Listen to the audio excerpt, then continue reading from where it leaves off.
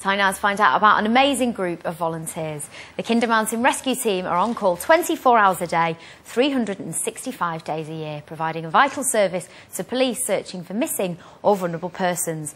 The team is made up of around 50 committed volunteers, most of whom have full-time jobs, families and other commitments. This is Nick's story. We met when he was 13 and I was 15, and we've been married 12 years, and we've got a 9-year-old daughter and a 5-year-old son. Normal day, start work nice and early. Try and get back really, to try and pick the kids up if I can. And we all like to go out as a family with the dogs, walking the dog. And then I've got my interests, I've got horses as well. Millie and Molly, they're horses. And us two, of course.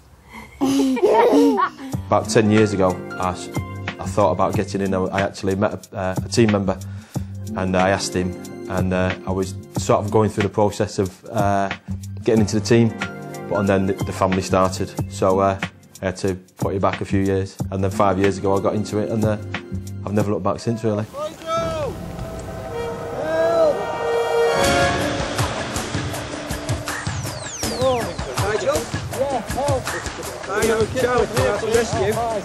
He helps people, and if they're injured, he takes them to hospital. And if people are lost, he goes and search.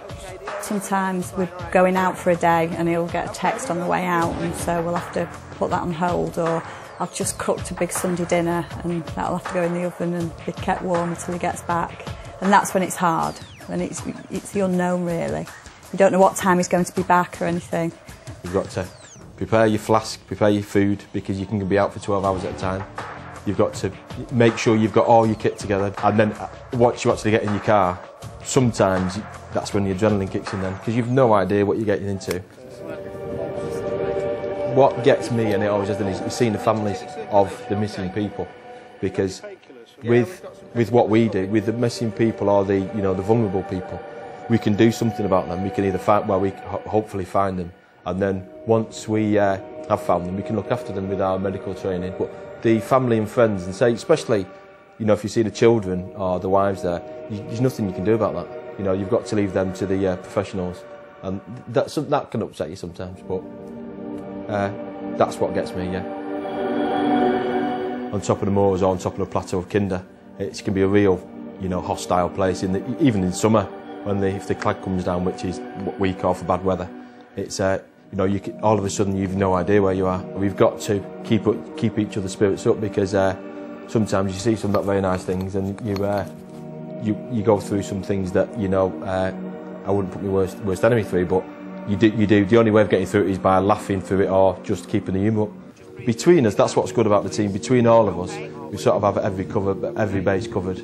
We have the practical people, we have the very intelligent people, we have the medical people, and we have the people who are really good on the theory, paperwork, the accounts, everything. Everything's done in as a team. And they're very, very dedicated and very committed to give up all the time, completely, voluntarily. Everything. They don't get any, any subsidies or anything. So to give up all that and all the time, especially when they've got a young family, I think is brilliant. I've drawn a picture of my dad in a helicopter. I decided to draw it because that day I was just thinking about my family and how much I loved them, and it popped up in my head, and I drew it because how proud I am of him. I'm really proud of him. I think it's a really good thing, to be able to say that what he does, and he does it all voluntarily. But sometimes I worry, but not that much, because they're all well trained and they all look after each other.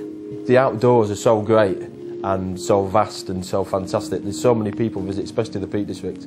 It's without us, it'd be such a dangerous place to go. And people, luckily, they know that we're there to look after them, and we will be there to search for them. My dad is the best dad in the world because I love him. You've got to enjoy it. That's the thing. I look forward to training, and I look forward to the team meetings. I look forward to the call-outs, because it actually, that's what we train for, and that's what it's just, I see it as another part of my job. It's a part of my life now, and I think it always will be. Don't forget to belt up